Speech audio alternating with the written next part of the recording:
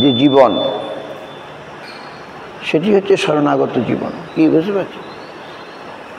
গুরুপাদ পদ্ম আশ্রয় করে ভগবানের সন্তুষ্টির জন্যে,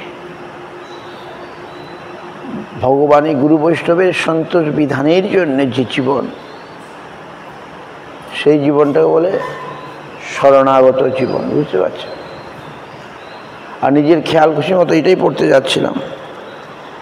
জীবনটা হচ্ছে শরণাগত জীবন নয়। 75 পাতা এই বইটা পড়বে। আত্মনিবেদন বা আত্মসমর্পণ করে প্রভুর আশ্রিত পশুর মতো থাকতে হবে।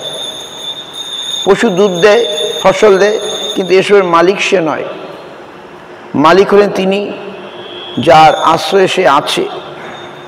আমরা মালিকের বিহাফে কাজ করব। আর যদি তা না করি, তাহলে কর্মের ফল অনুযায়ী ব্রহ্মাণ্ড ভ্রমণ হবে, যা করছি অনাদিকাল থেকে।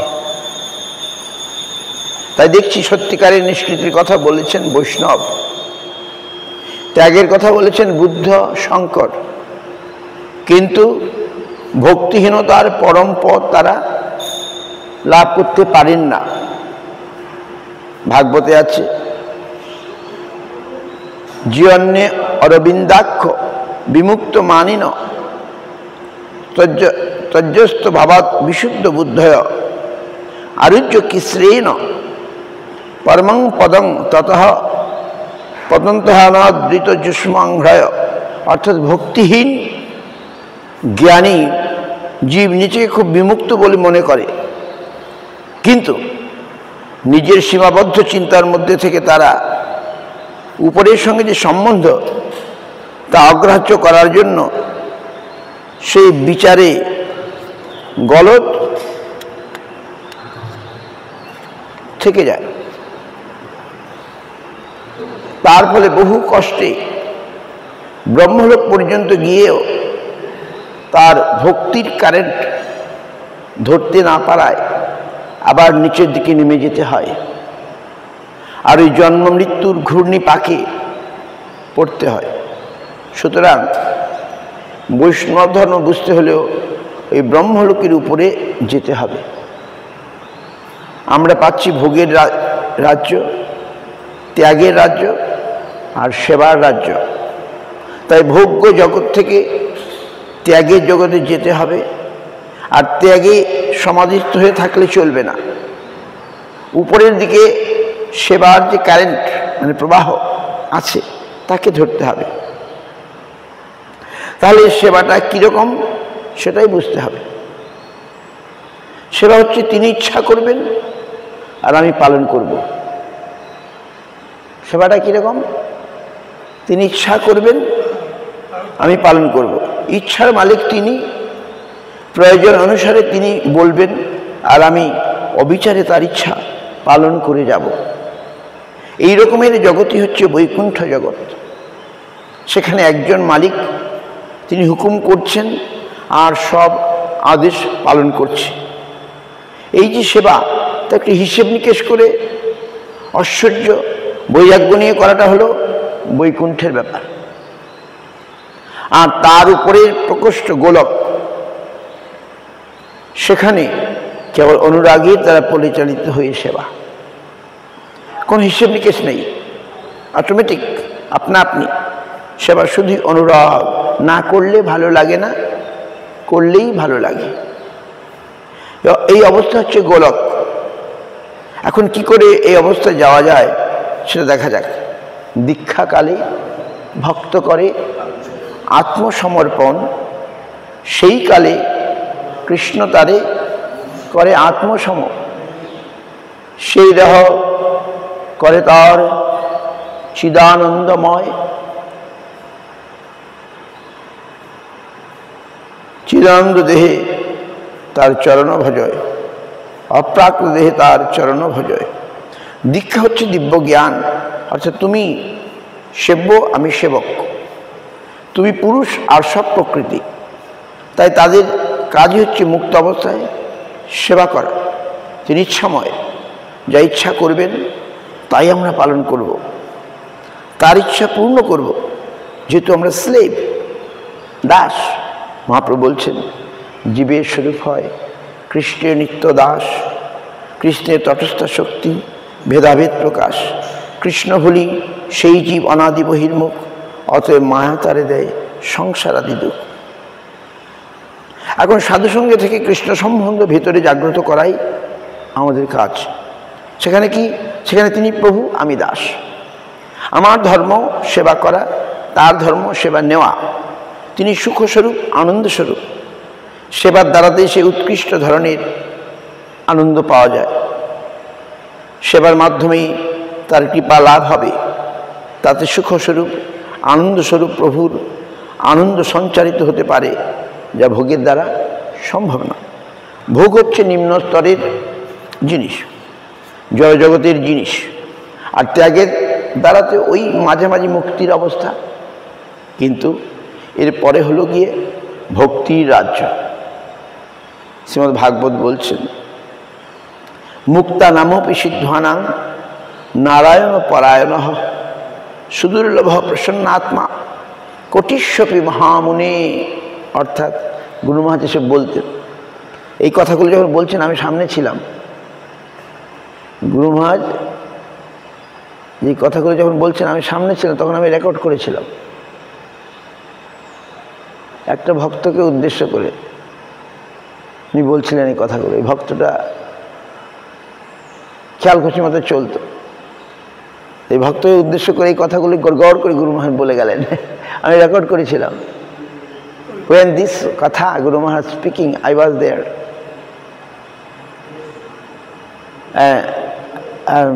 তখন আমি I recorded in Bengali. খুব সুন্দর কথা, এগুলো পুরনো হয় না। মুক্তানামপি সিদ্ধানাং নারায়ণ পরায়ণা, অর্থাৎ কোটি মুক্ত মধ্যে দুর্লভ এক কৃষ্ণ ভক্ত। বাপরে বাপ, কোটি মুক্ত মধ্যে দুর্লভ এক কৃষ্ণ ভক্ত। কৃষ্ণ ভক্ত মুক্ত তো বটেই, উপরন্তু সে ভগবানের সেবানন্দেতে বিভোর থাকে।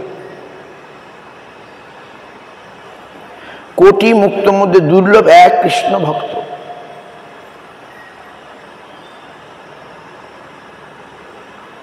সুতরাং সদ্গুরুর আশ্রয়ে তার দাস্যে বাস করে নিজের বিচার জবাব দিতে হবে।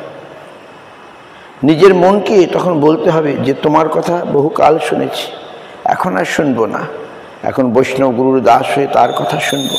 তিনি যা বলবেন তাতেই আমার কল্যাণ হবে। আমি তার সেবা করব, আদেশ পালন করব। এটা যখন মনে হবে তখনই সত্যিকারের জীবন আরম্ভ হবে, বৈষ্ণব জীবন। ভৃত্যস্য ভৃত্য হতে হবে, তবেই কিছু লাভের সম্ভাবনা।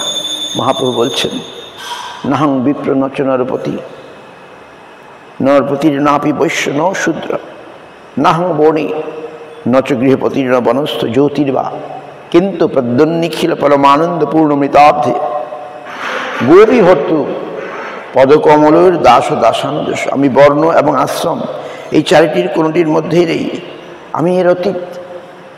গোপীভর্তু পদকমলের দাসানুদাস, এই অবস্থা সম্ভব কেমন করে তা বলছেন মহাপ্রভু।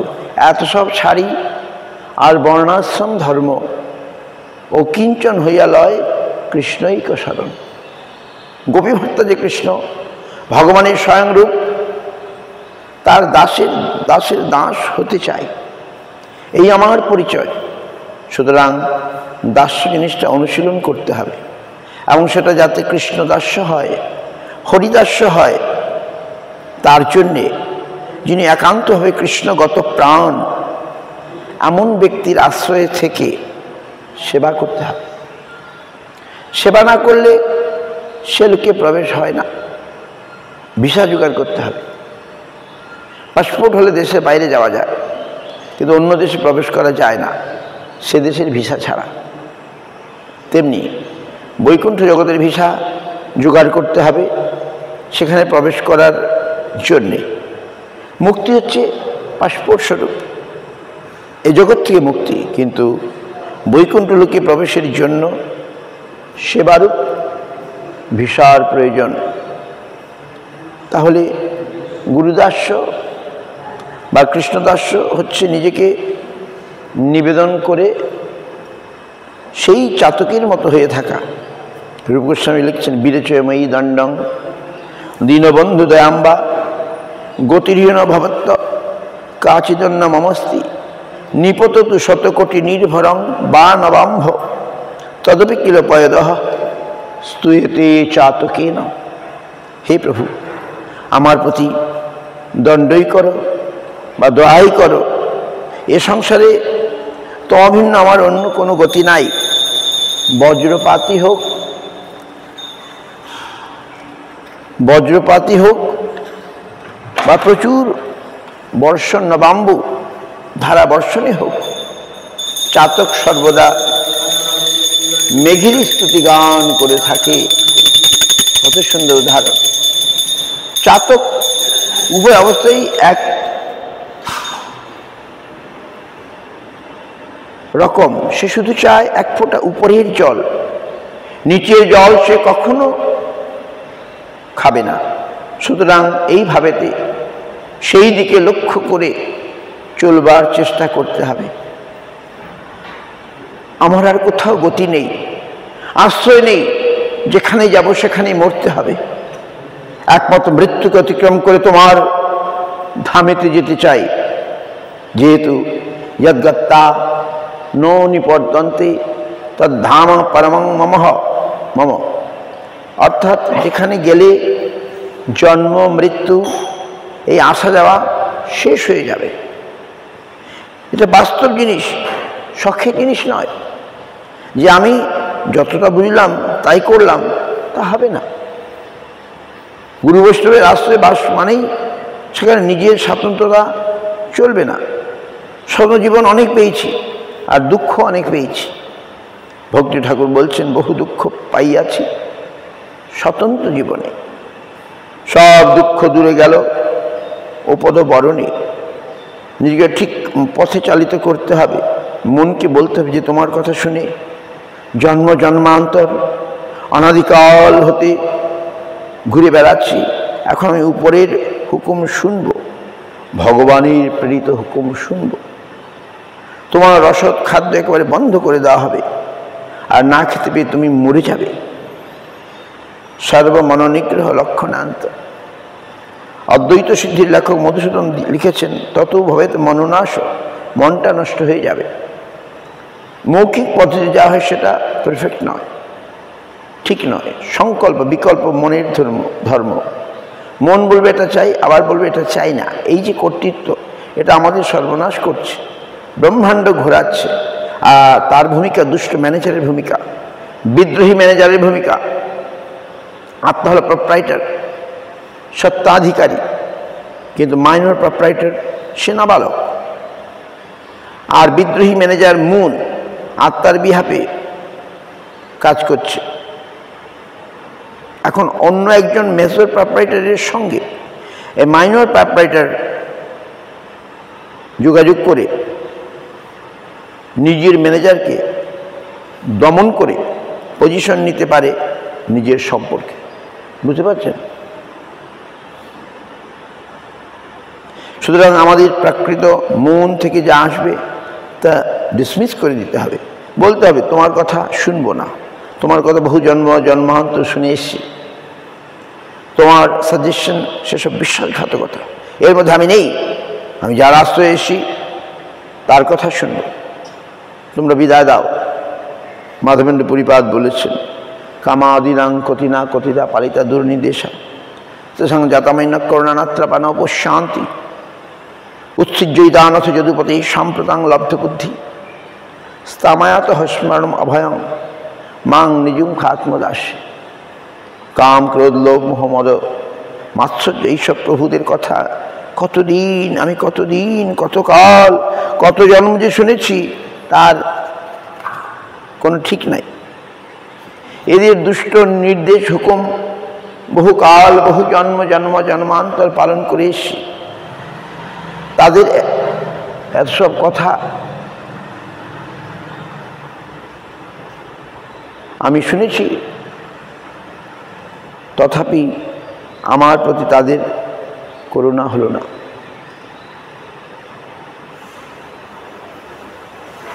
আর আমারও লজ্জা হলো না, তাদের দুষ্ট আদেশ শুনতে থাকলাম, কত ঘৃণ্য কাজ করলাম শুধু, ছি। কিন্তু সম্প্রতি আমি একটি বুদ্ধির প্রেরণা পেয়েছি। হে ঠাকুর, হে যদুপতি, আমি দেখছি যে কোনো প্রকারে যদি তোমার একটু চাকুরি, একটু সম্বন্ধ করতে পারি, তাহলে তোমার ভয়েই বেটারা পালিয়ে যাবে। তুমি যদি একটু তাকাও আমার দিকে, তবেই আমি বেঁচে যেতে পারি, কারণ আমাকে তো তোমার মায়া মোটেই ভয় করে না। যদি তোমার একটু ইশারা পড়ে, তাহলে মায়া আর আমায় কষ্ট দেবে না।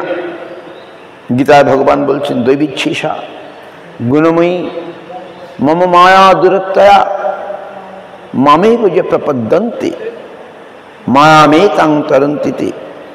ভগবানের মায়া তার কৃপাতেই ছেড়ে যেতে বাধ্য। মায়া জীবের চেয়ে বলবান, কিন্তু ভগবানের অনুগত। তাই ভগবানের যদি একটু ইশারা পড়ে, তবেই মায়া সরে যাবে। আর তা না হলে জীব যতই লম্ফজম্ফ করুক না কেন, তাতে কিছুই হবে না।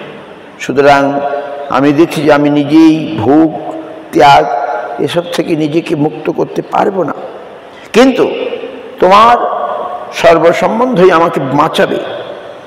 তাই আমার যে করে হোক একটু কানেকশন দাও, একটু কিছু কাজ দাও, যাতে করে তোমার সঙ্গে আমার সম্বন্ধ হয়, যার ফলে মায়া আমায় ছেড়ে যাবে, আমি উদ্ধার পাব।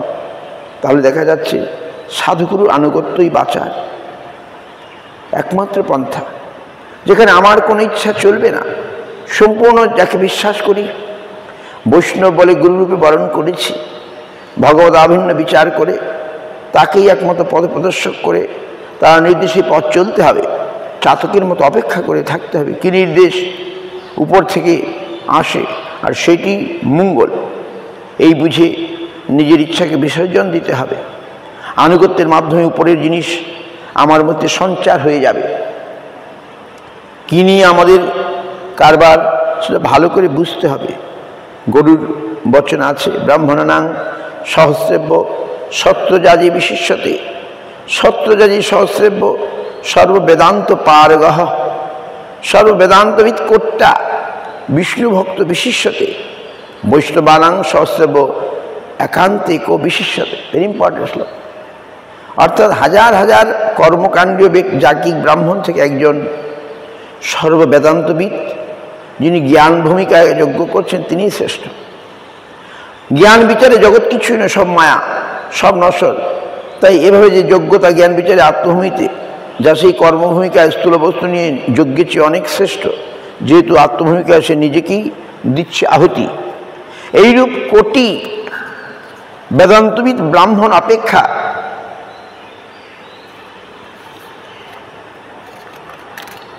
একজন বিষ্ণু ভক্ত শ্রেষ্ঠ। কারণ বিষ্ণু ভক্তের পার্সোনাল গড, কিন্তু বেদান্তবিদের পার্সোনাল গড। বেদান্তবিদের না, একজন বিষ্ণু ভক্তের পার্সোনাল গড, কিন্তু বেদান্তবিদের ইম্পার্সোনাল ভাব। পার্সোনাল গড মানে সাকার ভগবান, আর বেদান্তবিদের নিরাকার ভগবান। সোহং বলছে জ্ঞানী, অর্থাৎ সেই আমি, সেও চেতন, আমিও চেতন, কিন্তু আমি ক্ষুদ্র চেতন, সে বৃহৎ চেতন। এটা দর্শন হলেই পুরুষোত্তমের কাছে মাথা নুয়ে পড়ে। গীতায় ভগবান বলছেন, ব্রহ্মভূত প্রসন্নাত্মা নো শোচতি নো কাঙ্ক্ষতি সম সর্বেষু ভূতেষু মদ ভক্তি লভতে পরাম। ব্রহ্মভূত হয়ে যাওয়ার পর জীব পরাভক্তি লাভ করে। মুক্তির পর বেদান্ত আলোচনার দ্বারাতে এই জগতের নশ্বরতা হৃদয়ঙ্গম হলে তারপর আরও উপরে যিনি আছেন তিনি পুরুষোত্তম, তার সেবায় যে মঙ্গল, এটা বোঝা যায়। গীতায় আরও বলছেন, বহুনাং জন্ম নামন্তে জ্ঞানবান মাং প্রপদ্যন্তে বাসুদেব সর্বম ইতি সমহাত্মা সুদুর্লভ।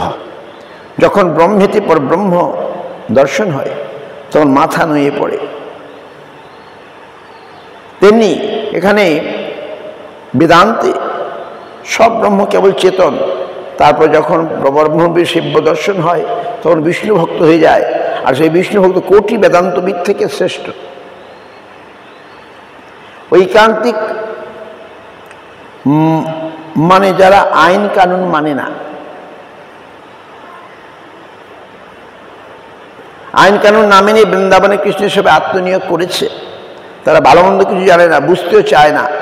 তিনি আমাদের প্রাণের দেবতা, তার সেবাতেই আমাদের পরম মঙ্গল, এই জেনেই তারা সেবানন্দে বিভোর থাকে। সুতরাং এইসব তাজা জিনিস, এই কর্মভূমিকা, জ্ঞান ভূমিকা ও ভক্তি ভূমিকা, এসব আলোচনা করে, বিচার করে, পালন করে আত্মোন্নতি করতে হলে গুরুদেবের অনুগত হতে হবে, এবং এতেই দিব্যজ্ঞান লাভ সম্ভব হবে। বহু প্রমানন্দ। জয় বিষ্ণুপাদ ভক্তিরক্ষক সিদ্ধি গোস্বামী তদি হরি কথামৃত কি জয়। বহু প্রেমানন্দে।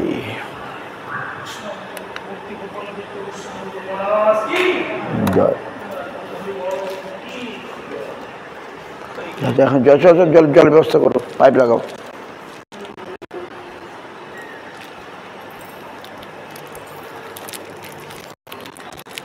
হরে কৃষ্ণ